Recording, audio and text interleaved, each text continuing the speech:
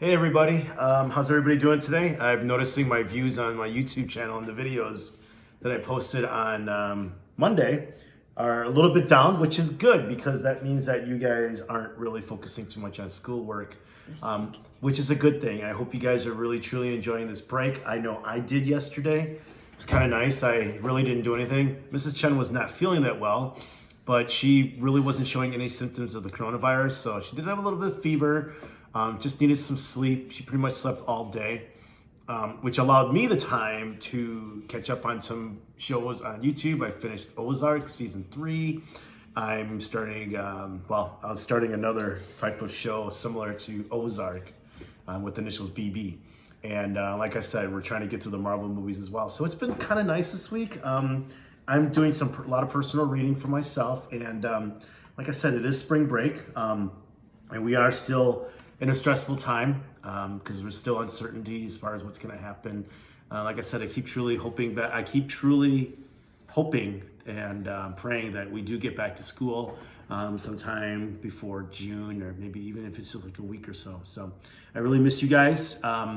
So like I said, I'm really not focusing so much on school right now. Just focus on yourselves, relax, take a deep breath, do stuff you would normally do on a day off, and we'll pick back up on schoolwork on Monday. So anyways, all right, but I want to stay consistent. So chapter 12, we finished up. Bud went to the place in Flint, Michigan.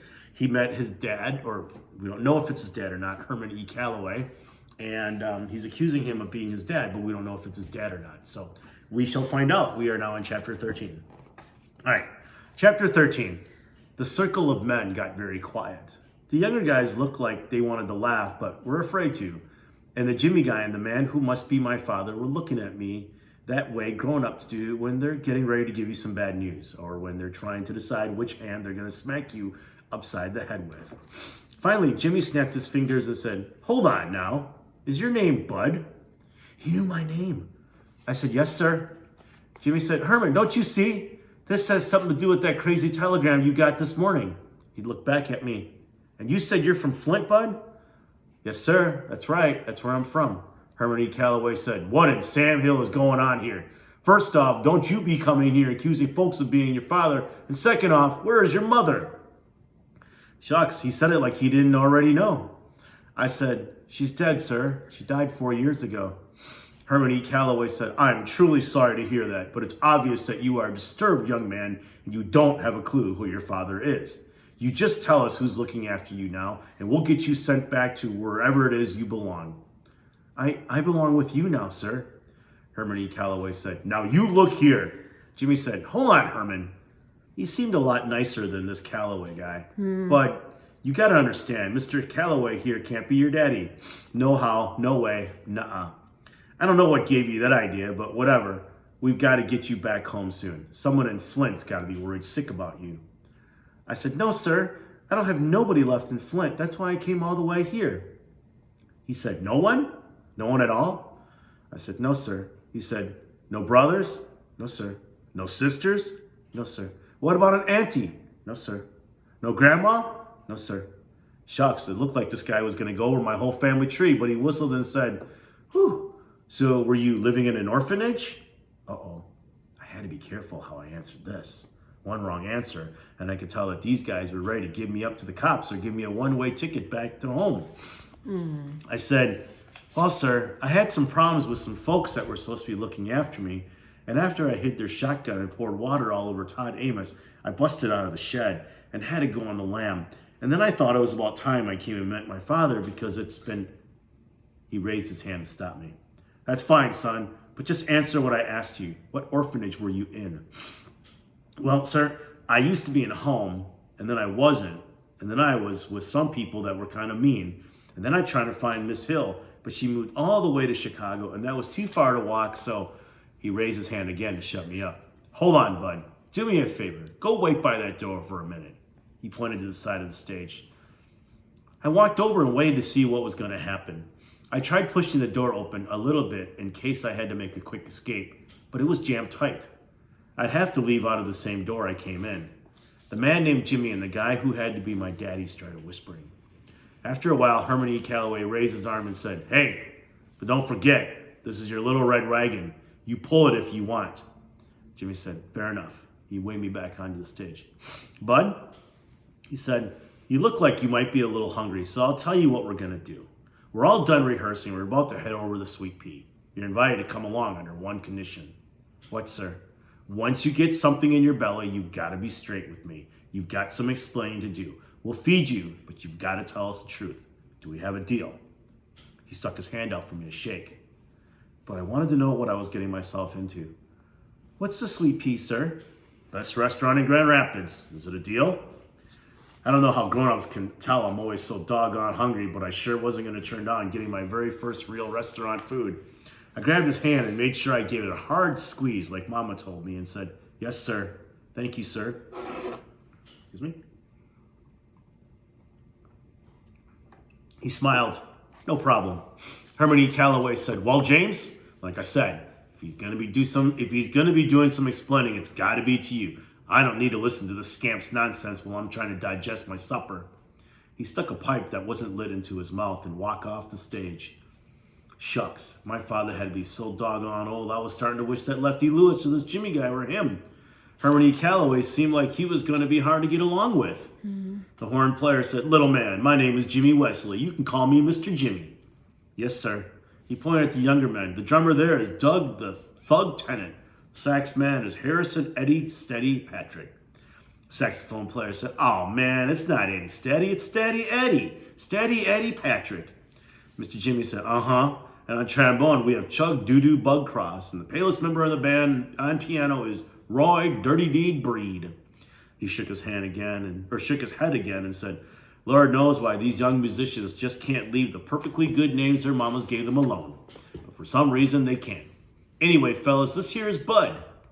What was your last name, Bud? Codwell, sir. This here is Bud Codwell. He's going to be our guest over at the Sweet Pea for dinner. Y'all say hello to the little man and make him feel comfortable. The thug said, what's the word, Bud? Dirty D said, how you doing? Doo-Doo Bug said, welcome, little stuff. Steady Eddie said, good to meet you, my man. And I said, pleased to meet you. Mr. Jimmy told him, all right, he'll ride over with you for me and Herman will meet you there. The sax man, Steady Eddie, said, all right, Mr. Jimmy, we'll finish loading up. The Jimmy guy went out the front door. The sax man told me, come on, little man, if Jimmy's going to spring for your supper, the least you can do is help load the car. Grab that case over there and put it in the trunk of the Buick out back. He pointed to a long, skinny black suitcase that had a leather handle on top of it and said, and be careful, that's my bread and butter in there. I must have looked confused because he told me, that's my horn, my axe, my saxophone, the thing I make all my money with, so don't get butterfingers and drop it. I said, oh yes, sir. The trombone man, Doo-Doo Bug, said, one thing you are going to have to drop, though, is all that sir stuff. The only two folks around here old enough for you to be calling them sir are Mr. Jimmy and your long-lost dear old daddy. The whole band busted a gut laughing. The thug guy said, I'm going to let you in on a little secret, my man. I think the only reason Mr. C is denying he's your daddy is because you wouldn't hurt his feelings. How? I didn't do nothing to him. There it is. That's just what I mean. Here, you two are getting together for the first time and you didn't show the man no love. He looked over at Doo-Doo Bug. Bug, did you see any love pass from this boy to his daddy? Doo-Doo Bug said, you leave me out of your nonsense. The thug kept going, shoot, man, seems to me like you should give the man his props. Seems to me like you should have given the man a whole lot more affection. You see, I know Mr. C better than most folks do. I know that beneath that cold-hearted, evil, wicked, nasty, mean, Doo-Doo Bug said, don't forget Cheap.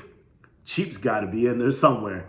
The thug said, you know, Cheap's right up on high on the list, but as I was saying, beneath all that festering nastiness is a kind, tender, loving human being. Why, I'd bet you dollars to donuts that he's outside right now sitting in that Packard, sobbing openly about how you shunned him.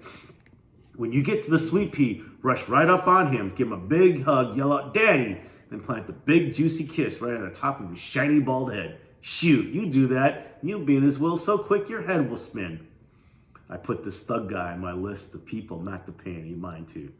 Herman E. Calloway seemed like the kind of person that would rather get bitten in the behind by a snaggletooth mule than have somebody give him a kiss. Steady Eddie said, let's not get the little man killed before he's had a chance to eat, thug. Son, I hope you've got enough sense to let what he's telling you to go in one ear and find the nearest exit. You just steer clear of Mr. C for a while. He's not someone you want to toy with. And for God's sake, whatever you do, don't call him daddy or papa or anything that's going to give anyone an idea you two are kin. You hear? These guys really thought I was dumb. I said, yes, sir, but it isn't just like my luck to come clean across the state to find my daddy, and he turns out to be a mean old coot. I slapped my hand over her mouth. I knew better than saying something like this out loud, but it just fell out of my mouth before I could swallow it down. This was Bud Caldwell's Rules and Things to Have a Funner Life and Make a Better Liar Out of Yourself, number 63. Rules and Things, number 63. Never, ever say something bad about someone you don't know, especially when you're around a bunch of strangers. You never can tell who might be kin to that person or who might be a lip-flapping, big-mouth spy. Sure enough, the drummer of the Thug guy started acting like he was writing stuff down on a piece of pretend paper. He said, let's see, was that mean old coot or old mean coot? Shoot, maybe if I drop some info like this on Mr. C, I might be able to stay in his band longer than the last 3 drummers did. You see, kid, you ain't the only one trying to get on Mr. C's good side. This is the best drumming gig in the state, and I need to hang on to it as long as I can. I wasn't sure if this drummer guy really was a dirty dog or if he was just a big teaser. Whichever way, I'd have to work real hard on remembering rule and thing number 68. Or was it 63? Steady Eddie said, Thug, you're going to have to lay off the kid's chop. The little man's got problems enough, and you sure don't need to have you meddling with him. Let's get that car loaded. Me and, what's your name again, kid? Bud, not Buddy. Just Bud, not Buddy. Right. Me and Bud, not Buddy, are too dang hungry to hear more of your lip. Of all the dusky devastators of the Depression or the Nubian Night, Steady Eddie is my favorite. We loaded a bunch of funny-shaped black suitcases in the trunk of a big old black Buick, then climbed in. I got in the back seat and sat between Dirty Deed and Steady Eddie with my suitcase on my lap. Doo-Doo Bug got behind the steering wheel and the Thug got in beside him. The Thug said, so, Bud Not Buddy, I'm gonna come right out and ask what's on everyone else's mind. How'd you find out Mr. C was your daddy? My mother let me know. Thug said, I ain't trying to be funny. I never play the dozens, I know one, but let me ask you, was your mama, how can I put this? Was your mama as old as sand when she had you? Steady Eddie said, man, leave the kid alone. You got no call to go prying into his life. I never minded about talking to my mama, so I told the Thug, yes, she was pretty old when I was born. Thug said, shoot, I knew she had to be either old or crazy to have anything to do with that man. How old was she, 80? And was she blind? I said, no, sir, she was old, but her eyes didn't go bad yet. She was 20 when I was born, and she was 26 when she died.